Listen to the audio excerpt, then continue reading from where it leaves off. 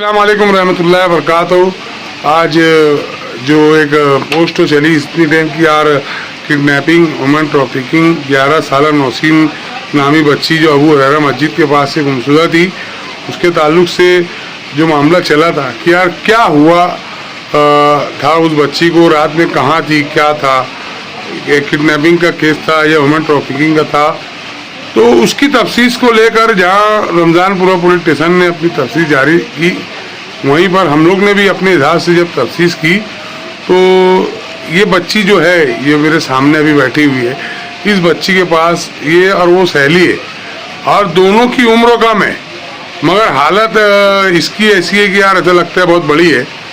तो क्या हुआ था बेटा, वो नौसीन तेरे पास आई थी या तू उसको बुलाई थी? नहीं, वो खुद चल के आई थी मेरे पास। अच्छा, तो कब आई थी तेरे पास वो? 6:30 बजे। 6:30 बजे। और फिर कब से कब तक के थी वो? रात तलक के थी, सो गई थे हम लोग। ऐसा? तो उसके घर वाले, जैसे उसकी बहन आई थी तेरे पास पूछने, तो फिर क्या हुआ था? वो उसकी बहन आई तो मैं दरवाजा खोली, मेरा भाई छोटे वाला दरवाजा खोल दिया, तो वो बोली दरवाजा बंद कर। अब मैं दरवाजा बंद करी तो वो जल्दी से जाकर ऊपर छुप गई। वो फिर उसकी बहन को मान ली क्या बोलने का, तो बोले मेरी बहन खोल देना कि वो आई ही नहीं यहाँ पर। तो फिर मैं उसकी दरवाजा खोल कर गई, उसकी बहन को बोले कि वो आई नहीं है यहाँ पर, तो उसकी बहन चले गई।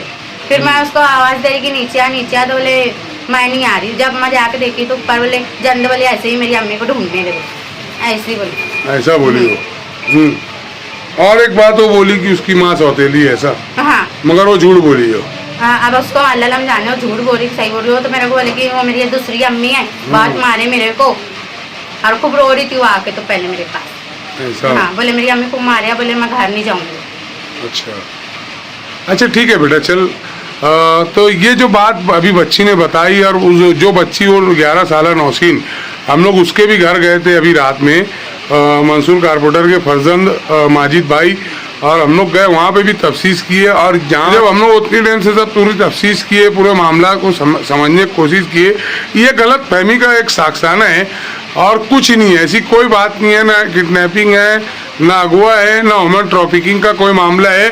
बस सिर्फ वो मामला ऐसा हुआ कि ये जो बच्ची आपको नज़र आ रही है, इसके वालिद और इसके भाई लोग सब लोग ड्यूटी पे थे और इसकी वालदा का इंतकाल हो गया है। घर में कोई औरत बड़ी है नहीं, और जब वो ये बच्ची आई, घर में थी रात में 12-1 बजे तक के, और इसके वालिद जब काम पे से वापस आए, अभी वो सवाल जवाब पूछ ही रहे थे इससे, जब भी 2-2:30 बजे काम पे से आए रात को, और इससे सवाल जवाब पूछ ही रहे थे कि वो बच्ची कौन है, क्या है। इतने में जो नौसीन के घर वाले थे वो लोग घर पर आ गए। ये गलत फहमी का एक साक्साना है, ऐसी कोई बात नहीं है। अहलियान शहर इस बात को नोट कर ले, और मालेगांव के अपने ही लोग हैं ये सारे, और अच्छा बड़ा ख़ानदान है इन लोगों का भी, सब इज्जतदार लोग हैं, कोई बात नहीं है। बच्चों से गलतियां होती है, वो मासूम बच्ची 11 साल की, उसका भी क्या रुझान था यहाँ आने का, या क्या मकसद था, या वो यहाँ आ गई रुक गई। तो ऐसे हर दिन कहीं ना कहीं बच्चे ऐसी हरकतें करते हैं कि यार वो कोई ना कोई सहेली को वहाँ या दोस्त के वहाँ चले जाते हैं, कई घंटा वहाँ रहते हैं, या क्रिकेट खेलने चले जाते हैं बच्चे, और उसके बाद माँ बाप या वालिदैन और घर वाले परेशान हो जाते हैं। ऐसे भी बहुत से मामलात होते हैं।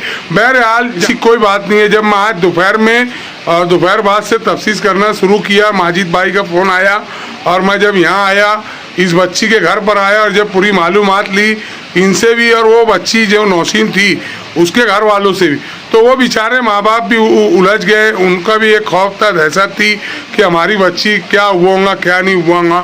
तो जाहिर सी बात है, जब किसी की बच्ची जाती है तो आप समझ सकते हो कि उसके दिल पे और उसके हालात क्या होते हैं। बहरहाल ऐसी कोई बात नहीं थी। हमने माजिद मंसूर कारपोरेटर के फर्जंद रमज़ानपुरे में वो और मैं और भी कई साथी है, शकील भारती वगैरह, हम लोग सब ने तफ्सीस की है। ऐसी कोई बात नहीं है, बस एक गलत फहमी का मामला हुआ है, और इसके अंदर जो है तो ये बात ऐसे सामने आई कि यार हो सकता है कि किडनैपिंग या ह्यूमन ट्रैफिकिंग का मामला होगा। बहरहाल बेटा, आप किसी भी सहेली को 10-15 मिनट अगर वो आई है, उसको चाय पान करके फ़ौरन वापस लौटा देने का, किसी को ऐसे रुकने नहीं देने का घर पे। मैं भी अहलियान शहर से और मेरी मासूम प्यारी बच्चियों से और लड़कों से गुजारिश करता हूँ कि अपने दोस्तों को, सहेलियों को बस एक जिस तरीके से हम मेहमान नवाजी करते हैं, कोई आता है घर पर, उस तरीके से उसके साथ बिहेव करे, व्यवहार करे और उसी तरीके से उसको जो भी मेज़बानी होती है बस वो मेज़बानी पूर्ता उसके साथ उसको करे और उसके बाद उसको पहुंचा दे। या अगर कोई आपको रुकने के लिए बोलता है तो आप खामोशी से उसके घर पे संदेशा दे दो कि यार वो आपका बच्चा मेरे घर पर आया और ज़बरदस्ती रुकने का बोल रहे। तो ऐसे किसी को रुकने ना दिए जाए, क्योंकि रुकने की वजह से कई घंटे बच्चे जब घर पे नहीं रहते, माँ बाप का बुरा हाल हो जाता है।